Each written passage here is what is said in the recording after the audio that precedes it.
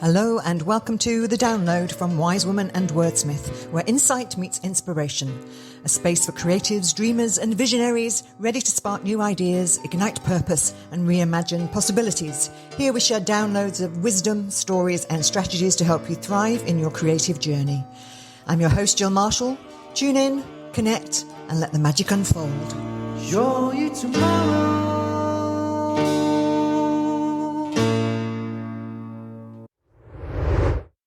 Hello and welcome back to The Download, the place where intuition meets insight and creative wisdom finds its way through the noise.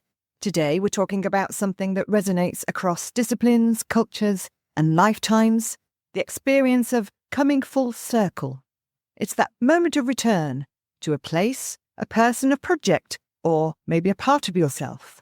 But you're not the same as you were when you left. You see it with new eyes. You've been somewhere, learned something, probably lost something, gained something, and now you're back, but transformed. I've mentored thousands of people on the creation of the full circle in fiction and storytelling. You see it in films all the time. You meet the characters in an airport, about to start a journey, and then at the end we find them in the airport again, apparently the same, but actually completely changed. The character's growth has been completed. And this is a way to ring-fence the experience and use it as a jumping-off point for the next stage of the eternal journey. For certain TV fans, we've just seen this in The White Lotus Season 3. Without announcing any spoilers, at the beginning, the hotel staff gather to welcome the guests who all arrive on a boat at the beginning of a journey they are absolutely not expecting. And in the final scenes, the hotel staff gather again to wave off those same guests who leave on a boat, fundamentally transformed, for good or ill, by their experience. The symbolism written into these scenes is both subtle and startling. The way the characters sit, what they're doing or not doing, the invisible but tangible threads of relationship between them still stretching and maybe never to snap back into place as they internalize their full circle journey. It's masterfully done. Thank you, Mike White. So let's talk about the symbolism, about the circle as a symbol. In Jungian psychology, the circle is the symbol of the self, the totality of the psyche. Jung believed that life wasn't a straight line, but a spiral or a circle. He wrote, "The way is not straight, but appears as a labyrinthine circle. The path to the centre is the path to wholeness." So for Jung, to come full circle was not a regression, but a progression, a deeper integration of who you are. And it's not just psychology. In spiritual traditions, the circle is everywhere. The Ouroboros, the snake eating its own tail, is an ancient symbol of eternity and renewal. The mandala, used in Hinduism and Buddhism, represents the universe, the self, the journey inward and outward. In Jungian dream symbolism, the city that you're running through can represent the mandala, the whole, the self, the journey to the centre and out again. Even the seasons, cyclical, inevitable, evolving, they mirror our own internal and external passages. Circles and cycles are nature's rhythm, the carbon cycle, the water cycle, the life cycle. All are closed loops that feed into the next stage of evolution. Astronaut Chris Hadfield once said, "We left the Earth to understand it better." And in space, you see the Earth for what it is, a floating blue circle, fragile and whole, a perfect symbol of return with new perspective. So it's interesting to think what we are doing to and with that floating blue circle. In business, some of the greatest stories of innovation are those that return to their roots. Again, the same but transformed. Steve Jobs, fired from Apple, returned years later to reinvent the very company he founded. Howard Schultz of Starbucks came back after stepping down because he could feel something missing from the company's core. Even, dare I say the name, Elon Musk's fascination with space came full circle from his childhood dreams to leading SpaceX. Now, I'm not sure where his fascination with oligarchy and driving a democratic nation and the world's economy to its knees came from, but maybe that too was from a vision of seeing the Earth from space, maybe like a ball to be kicked around as a plaything. Then, of course, we've already discussed some of the creative arts where the best endings often mirror the beginning, but with a twist. Think of The Alchemist by Paulo Coelho. The treasure Santiago seeks is found right back where he began, but he could only understand its worth by leaving and returning. The Lion King is literally about the circle of life, while huge percentages of films, from Finding Nemo to The Odyssey, are journeys of homecoming after transformation. So why does this matter? Because full circle moments are spiritual milestones. They whisper to us, you've grown, you're ready. What you couldn't see clearly before is now in focus. They remind us that life is a pattern, not a straight line, and often the most meaningful breakthroughs aren't where we break away, but when we come back, this time with awareness. I've recently experienced some lovely examples of something coming full circle. A circle that started 20 years ago when I first began writing about sensationalist pilot Jane Blonde. The series was published by Macmillan's Children's Books, with lots of wonderful publicity and promotion, including book tours, TV appearances on CBeebies and other national children's channels, and a special Jane Blonde novella as one of the World Book Day titles. Via the magic melting pot of authors, publishers and booksellers, Jane Blonde garnered a lot of fans very fast. Some of them I met, or corresponded with at least, and many I didn't. This included some voracious readers who devoured the whole series, but with whom I wasn't going to connect for actually many years. The first of these connections was a few years ago, when an Oscar-winning animation company wanted to identify some long-form fiction for transformation to the silver screen. So they asked their staff to ask their kids for suggestions. This is not a silly idea. Bloomsbury was apparently the 13th publisher to look at Harry Potter. The other 12 rejected it, but in this case, the CEO's 8-year-old daughter read a chapter or two and loved it. So Bloomsbury decided to take a punt. And what a punt it was! So at this animation company, one member of staff asked her daughter Lavana which of the many, many books she'd read she would like to see animated on screen. To my eternal gratitude, Lavana said Jane Blonde.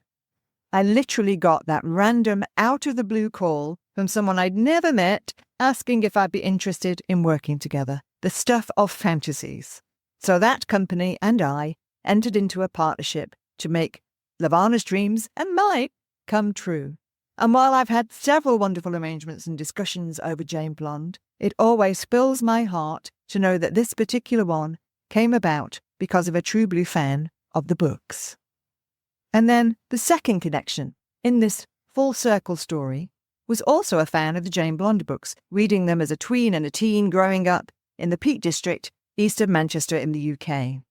A decade or so later, I moved to that same town of Glossop in Derbyshire.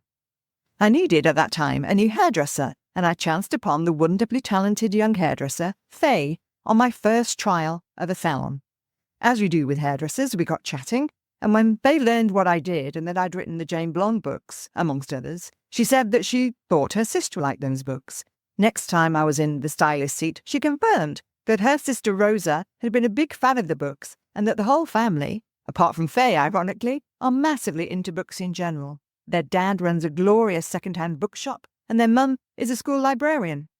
Rosa at that time was off on an adventure in South America, so I never got to meet her. But Faye and I would chat about what she was up to, which country she was in. And at the same time, inspired by the incredible energies of the place we lived in, I was writing my historical fiction novel, which I even called Glossop Girl. I was literally typing it in the hairdresser's seat one day while Faye was doing my roots. So I asked if she wanted to be in it. She said yes. So both Faye and Hannah, who was handing her foils, both appear in Glossop Girl. Unfortunately, just as orphans in a cotton mill, rather than the lead character parts they both deserve to be, as I was quite a long way into the writing process. This was incidentally a rewrite of the first book I wrote for my master's degree, so a small circle there in itself. But what of Rosa? Well, she got back from her travels and started working towards her dream career. In books, obviously. Publishing, more specifically. I'd moved away from Glossop by that time, so we connected via LinkedIn, and I started sending information and opportunities her way whenever I saw them. And then, as I became slightly concerned about the ability of AI to really tap into the heart of a story, and indeed the heart of the author, I started something new, something encapsulating what I did a huge amount of in the past, a fiction editing mentorship program. And guess who is on it? Yes, Rosa, consolidating her considerable skills while she moves into the career of her dreams, established by her long-term love of books, which I'm very happy to say included Jane Blonde. So now, the irony is that I'm connected with these two readers and Jane Blonde fans, so it looks the same as when I started writing those books. But the twist is that now, on LinkedIn, and in Rosa's case on my mentorship program, instead of them following my career, I'm following theirs. And I'm sure those careers, for both of them, just like Jane Blonde, are going to be sensational. So, how to recognize your full circle moments. You might be coming full circle if you're revisiting a passion or a career path you thought you left behind. Or a person from your past reappears, but with new meaning.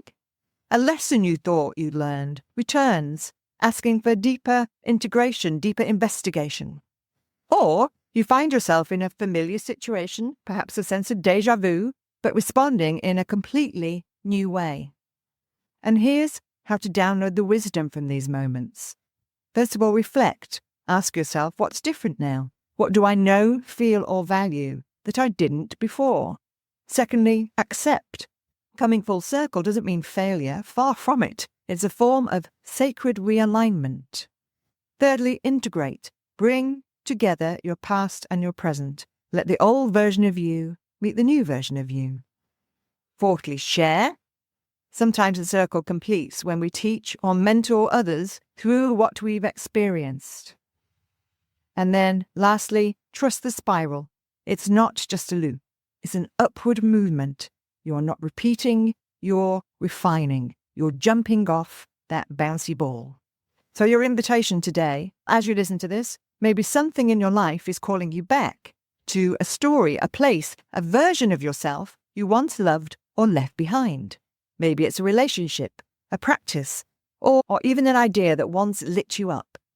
Don't ignore it. Ask yourself, am I being invited to complete the circle?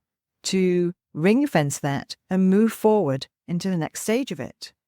Because, as T.S. Eliot wrote, we shall not cease exploration, and the end of all our exploring will be to arrive where we started and know the place for the first time.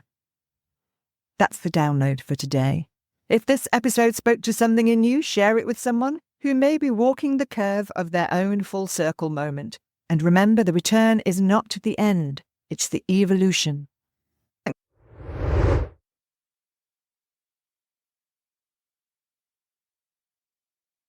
Thanks for tuning in to the Download podcast. Feel free to like, comment, and share, and all of that good stuff.